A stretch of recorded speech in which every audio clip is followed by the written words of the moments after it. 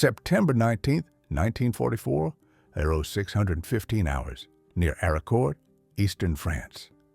A heavy morning mist lay over the Lorraine countryside as the Panthers of the 113th Panzer Brigade pushed toward their objectives. In the brigade's after-action report filed to 5th Panzer Army around 8:06:20, the lead elements noted contact with enemy tank destroyers of an unrecognized type. The opposing vehicles showed startling agility, engaging at 400 to 800 meters, then slipping away before a countershot could land. Within the first 5 minutes, 3 Panthers were gone. Through the haze, German crews caught a noise they didn't know, an urgent, high-pitched engine whine, almost like an aircraft. Low, flat shapes slid out of the fog, loosed quick bursts, then vanished before German gunners could swing their turrets onto target. Each encounter lasted under 20 seconds.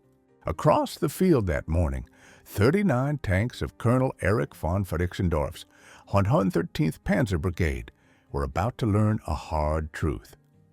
The Americans had fielded a tank destroyer capable of 55 km/h, faster than any tracked armored vehicle then in service. While German doctrine assumed tank destroyers would be slow, armored strongpoints like their own Jagd Panthers, the M18 Hellcat, was built on a different idea entirely. Speed as protection, mobility as survival, agility as killing power. The math of armored combat was about to change. A Panther's turret might take 18 to 60 seconds for a full turn depending on engine speed. The Hellcat's hydraulic turret could spin 300 km in 24 seconds, independent of RPM. At 55 mph, an M18 could cross 400 meters before a Tiger's turret managed even a 90-degree swing. The shift began in December 1941 when Lieutenant Colonel Andrew Davis Bruce briefed a classified session in Washington. German blitzkrieg had smashed old assumptions. Poland fell in 35 days. France, then fielding the world's largest army, collapsed in 6 weeks. The Wehrmacht's panzer formations proved that speed and massed shock beat any static defense. Bruce, a cavalry officer by background who understood maneuver, argued for something new. Don't mirror German tanks ton for ton or gun for gun. Build a hunter, one that stalks armor the way cavalry once chased infantry, with speed, surprise, and superior movement. The tank destroyer force would carry a blunt motto: seek, strike, destroy. The Ordnance Department issued requirements for a fast tank destroyer in December 1941. Specifications evolved through 1942, first a 37 mm, then 57 mm, then 75 mm, and finally a 76 mm gun. Christie suspension was considered, then dropped in favor of torsion bars. By April 1943, Buick's T-70 prototype showed speeds that seemed impossible for a tracked machine. German intelligence, when it heard of U.S. tank destroyer developments, dismissed them as typical American naivete. Wehrmacht doctrine, hardened by 4 years of war, insisted that effective tank destroyers needed heavy armor and big guns, like the 46-ton Jagd Panther with its 88 mm. The notion of a 17.7-ton vehicle with armor no thicker than 25 mm sounded absurd. On May 23, 1944, during the Anzio breakout, the Hermann Göring Panzer Division met M18s for the first time. In its daily report to Power-Tator's Panzer Corps, it noted, enemy employs new tank destroyer type. Vehicle speed estimated 70 to 80 km/h. 2 Panzer IVs destroyed before enemy vehicle withdrew, returned fire ineffective due to rapid movement. Crews described targets moving unlike anything in their recognition charts. Low silhouettes racing like wheeled scout cars, yet carrying 76 mm guns. The reports reached Berlin and, while filed as unconfirmed, likely exaggerated, stress-driven overestimates by combat units. Then came September 1944. Third Army's push through Lorraine stretched German defenses to the limit. Hitler personally ordered a counterstroke to retake Nancy and break Patton's spearhead. 5th Panzer Army under General Hasso von Manteuffel assembled its best available formations. The newly formed 111th and 113th Panzer Brigades with factory-fresh Panthers, the 704th Tank Destroyer Battalion, attached to 4th Armored Division's Combat Command A, set its M18s around Arracourt. At first light on the 19th, the German assault rolled in under thick fog. Lieutenant Edwin Leiper's M18 platoon struck hard and clean. According to the 704th's after-action report, Leiper's platoon engaged at 400-800 yards, used shoot-and-scoot tactics, and destroyed 15 enemy tanks in about 30 minutes. On the flank, Sergeant Henry R. Hartman's Hellcat went on a tear. 6 Panthers knocked out in rapid order, each kill followed by an immediate shift to a new hide before German guns could answer. Hartman later received the Distinguished Service Cross. The 113th's losses were ruinous. German divisional records read, "Brigade engaged enemy tank destroyers vicinity Arracourt. Enemy vehicles displayed unprecedented mobility, estimated speed 80+ km/h. Losses, 39 tanks destroyed, 11 damaged. Enemy losses estimated 3 or 4 vehicles." When German units finally captured an intact M18 near Metz in November 1944, Wehrmacht weapons officers tore it down. Their report to the Inspector General of Panzer Forces upended every assumption about tank destroyers. Verified figures. Weight 17.7 metric tons. Panther 44.8. Top speed 80 to 8.5 km/h on test track. Panther 46 km/h.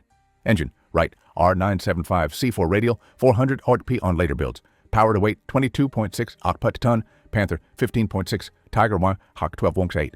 Turret traverse 3 instructions in 24 seconds. Hydraulically powered. Armor max 25 mm in the turret front. Hull sides 13 mm per SS. Main gun 76 mm per SS. SAB-1A1 or M1A2. Transmission Torqmatic automatic. 3 forward ranges. The conclusion: performance achieved through extreme design choice. Armor traded for speed.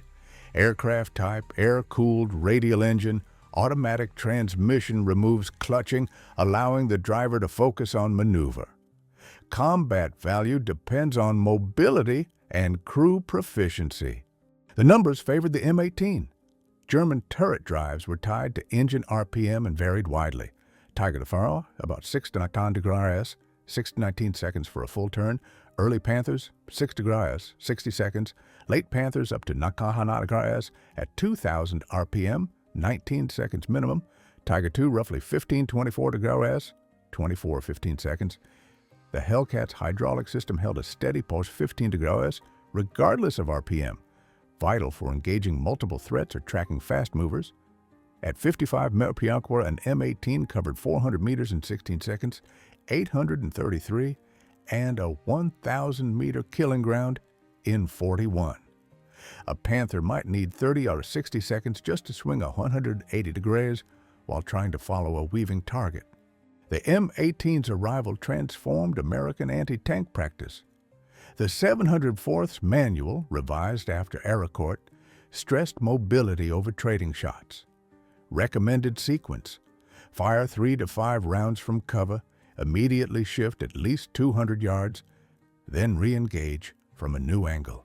Never remain in view longer than 60 seconds. That rhythm, shoot, move, reappear, proved devastating. German crews trained for deliberate long-range duels were helpless against an enemy that refused a stand-up fight. December 19, 1944, the Ardennes offensive, Hitler's last throw, was on its 3rd day. The 2nd Panzer Division drove toward the crossroads at Noville, held by Team de Sobry and elements of the 101st Airborne. 4 M18s from the 609th and 705th TD battalions faced heavy odds. The same fog that hid German columns now served the Hellcats. The 705th's combat report recorded 4 M18s fighting in fog used rapid shuttling between firing points to create the impression of a larger force. Confirmed 24 enemy tanks destroyed, 1 Hellcat lost to artillery. Their method was simple and ruthless. Fire 2 or 3 rounds, then reverse at full speed back into the mist. By the time German turrets swung toward the muzzle flashes, the Hellcats were 200, 300 yards away, already firing from a new angle. 2nd Panzer's War Diary noted, encountered strong tank destroyer resistance at Noville, enemy vehicles of high mobility operating in fog, unable to engage effectively due to rapid displacement. Attack suspended pending reinforcement. That 48-hour pause let the 101st Airborne strengthen Bastogne and hold the junction. By November 1944, German staffs were scrambling for counters. General von Manteuffel sent guidance to 5th Panzer Army. M18s confirmed, road speed 80 plus km/h, cross-country 40 plus km/h. Standard drills must change. Do not try to track a moving M18 with turret traverse. Pre-aimed turrets along likely escape routes. Put Panzerfaust teams on the flanks. Use artillery to suppress suspected positions. Do not pursue. M18s will outrun our armor. In practice, little helped. The speed gap was too large, and years of training in careful, deliberate gunnery were hard to unlearn under fire. Buick built M18s from July 1943 to October 1944.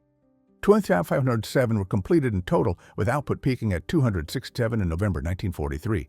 The original program had called for 8,186, later cut as the war's end neared and doctrine shifted. Unit cost in 1943 was $55 to $230, a pricey due to the specialized engine and transmission, yet still suited to auto industry mass production. A Panther cost about 117 and 100 Reichsmarks and took longer to build thanks to complex final drives and transmissions. The M18 was designed for throughput from day one. The Wright R975 radial was already in volume for aircraft and other vehicles. The Torqmatic transmission simplified driver training. The open-top turret eased manufacture. And standard automotive parts were used wherever possible. At Camp Hood, Texas, the Tank Destroyer Center tailored training for Hellcat crews. Drivers drilled high-speed handling, hard acceleration and braking, using terrain at speed, and stabilizing the gun for brief halts. Gunners practiced fast target pickup and firing on the move, accepting a lower first-round hit chance in exchange for quick engagements. Commanders learned constant battlefield scanning, rapid calls, and platoon-level coordination, always picking the next 2 firing points before the first shot. Recruiters favored men comfortable with risk, quick thinkers who preferred agility to the comfort of thick armor. The M18's main flaw was obvious: paper-thin protection. With at most 25 mm on the turret front and only 13 mm on the hull sides, it was vulnerable to nearly every German anti-tank weapon. 20 mm guns up close, 37 mm guns at any range, infantry, Panzerfausts, shell fragments, even heavy machine guns against side plates at short distance. That weakness shaped every tactic. Never linger in view. Avoid towns where speed means little. Keep at least 500 meters from enemy infantry. Use terrain masking constantly. Coordinate with foot troops to suppress AT teams. Crews developed an almost instinctive feel for routes, cover, and escape lines. By war's end, M18-equipped battalions logged the following confirmed results: 704th TD Battalion, 106 enemy tanks, 603rd, 92, 69th, 67, 705th, 89, 85th, 51. Overall, 540 M18s at peak strength, March 1945, 2 of 16 combat losses, a 2.3.1 kill ratio in Europe, average engagement range 650 meters, average engagement length 2.3 minutes. Respectable, but below pre-war hopes, and tellingly, M18 spent about 70% of their time in infantry support rather than tank hunting. The assumption of frequent massed enemy armored thrusts rarely matched reality. Italy posed different problems. The 85th TD Battalion found that in mountains, the Hellcat's pace still mattered. M18s could redeploy quickly along winding roads that heavier tanks struggled to climb. During the Gothic line fighting, Hellcats sprinted to high ground, hit German vehicles in the valleys, then moved before counter-battery fire landed. German units, used to slower Allied shifts in the rough terrain, were repeatedly surprised by how fast M18s reappeared. A German Corps-level report admitted, enemy tank destroyers concentrate rapidly at threatened points. Speed of redeployment prevents effective counterfire. The 637th TD Battalion took M18s to the Pacific during the Philippines campaign. With little Japanese armor to fight, Hellcats served mostly as bunker busters and infantry support. The open turret was nearly fatal against close-in Japanese tactics. Crews welded improvised overhead screens and chicken wire to fend off grenades and satchel charges. The vehicle's speed helped against infiltration, but jungle terrain often blunted mobility. Several features made the M18 revolutionary. The Torqmatic automatic transmission, 3 forward ranges, shifted on speed and load, so the driver focused on maneuver, not gear changes, at high speed. Torsion bars gave about 14 inches of wheel travel, allowing sustained pace over rough ground while sparing component stress that would break leaf springs. The Wright R975 9-cylinder, air-cooled radial delivered excellent power to weight, 350 HP on early C1 versions, 400 HP on later C4s. Air cooling eliminated vulnerable radiators. The hydraulic turret drive, powered by an electric motor and pump, kept traverse at roughly 15 degrees, regardless of engine RPM or movement, an edge over German systems that slowed at idle. The M18's record reshaped post-war thinking. The separate tank destroyer branch was dissolved in November 1945. But the lesson, that mobility can stand in for armor, echoed worldwide. The Soviets fielded the PT-76 and later the BMP family with mobility in mind. Britain created the fast CVRT series for reconnaissance. France built the AMX-13 with an autoloader to save weight. West Germany's Leopard 1 favored speed over heavy protection. It was a clean break from late-war armor-first thinking. Modern wheeled tank destroyers, Italy's Centauro, Japan's Type 16, and the U.S. M128 mobile gun system carry the M18's DNA, trading protection for operational and tactical agility. Why couldn't the tactically inventive Germans stop the Hellcat? Several reasons. Doctrine. German gunnery emphasized careful long-range fire, skills that meant little against a foe that never stayed put. Technical limits. Turret drives tied to engine RPM left German tanks sluggish at idle, while the Hellcat's hydraulic system stayed quick at any speed. Psychology. Crews used to dominating Allied armor suddenly found themselves hunted. Communications, radios already strained by Allied jamming, couldn't keep up with fast, platoon-level Hellcat maneuvers. Post-war interviews by the U.S. Army's Military History Institute captured the crew mindset. Staff Sergeant Vernon Miller, 85th TD Battalion. We lived by 3 rules: shoot fast, move fast, think fast. Do all 3 and you went home. Miss 1 and you didn't. Technical Sergeant John Patterson, 603rd TD Battalion. The Hellcat wasn't about fair fights. We made them unfair, hit where they didn't expect, when they didn't expect, and be gone. PFC Robert Chin, 704th TD Battalion. I knew I sat in a tin can, but it could run 55 and left your ass. That speed saved me more times than armor ever could. The numbers round out the picture. Mobility, top speed, 55 mph, 88.5 km/h on roads, cross-country about 26 mph, 42 la longa mph, 0-30 mph in 11 seconds, range 150 miles on 75 gallons, ground pressure 10.5 psi, lighter than many trucks. Combat stats, average 2.4 tank kills per vehicle, average time in combat before loss, 67 days. Mechanical reliability, roughly 200 miles between major maintenance. Crew survival when the vehicle was destroyed, 73%. High crew survival reflected speed. Short vehicle survival reflected thin armor. The Hellcat's influence reached beyond hardware to core ideas. Faster sensor-to-shooter cycles mirror the M18's shoot and scoot.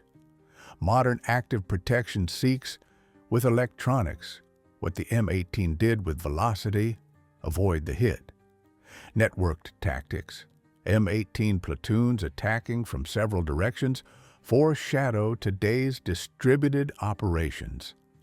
And the asymmetric answer, don't match the enemy's strengths, nullify them, was the Hellcat's creed. Born of American industry and tactical creativity, the M18 challenged the basics of armored war. German crews trained to dominate through armor and firepower met an American answer that rewrote the rules. That 55 MPH top speed was not just a spec sheet line, it was a concept the German playbook couldn't absorb. The Hellcat showed that survival doesn't always favor the heaviest or most heavily armed. It often favors the fastest, the nimblest, the most adaptable. German gunners watched carefully aimed shots chase disappearing Hellcats, first in the hedgerows of France, then in the frozen Ardennes, and finally in Germany itself. Today, historians see more than a successful tank destroyer. They see a case study in identifying an opponent's strengths and erasing them with an unexpected approach. German crews didn't realize the Hellcat could run 50 by 5 mph until it was upon them. That surprise, paired with sharp tactics and well-trained crews, made the M18 more than the sum of its parts. In the end, the Hellcat redrew the math of armored fighting. It proved protection didn't have to mean armor, lethality didn't demand the biggest gun, and dominance could come from speed rather than mass. At 55 mph, it outran not only German tanks, but also German doctrine. The ghost of the M18 still haunts modern planning. Every time mobility is chosen over protection, every time speed of action beats deliberate buildup, every time designers accept vulnerability to gain performance, the Hellcat's lesson echoes. Sometimes the best armor is simply not being where the shot lands. German tankers of the 113th Panzer Brigade, the 2nd Panzer Division, and many others learned that lesson in fire and blood. Facing an enemy that refused their terms, turned their strengths into liabilities, and slipped away like phantoms in the mist. The M18 Hellcat, 55 mph of American audacity, remains proof that in war, speed can be the ultimate weapon. German crews didn't know it could go that fast. When they finally learned, it was already too late. The fight had been lost not only on the ground, but in imagination, where American engineers traded armor for velocity and built a predator that hunted the hunters.